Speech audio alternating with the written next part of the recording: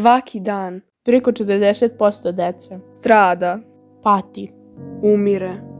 zbog digitalnog nasilja. 95% dece u SAD-u koristi internet. Od toga digitalno nasilje najčešće se izvršava na deci od 12 do 17 godina. Najčešće digitalno nasilje izaziva nečiji izgled, vera, religija, seksualna orijentacija i mnoge druge stvari. Nasilje može se izvršiti putem uvredljivih komentara, objava pretećih poruka i uvredljivih poruka. Posljedice nasilja preko interneta mogu biti patnja, anksioznost žrtve, kidnapovanja ili ono najgore, samoubistvo. 37% djece nije prijavilo digitalno nasilje. Uglavnom se to dešava jer se plaše, jer ih je sramota, a oni ne shvataju da nisu krivi.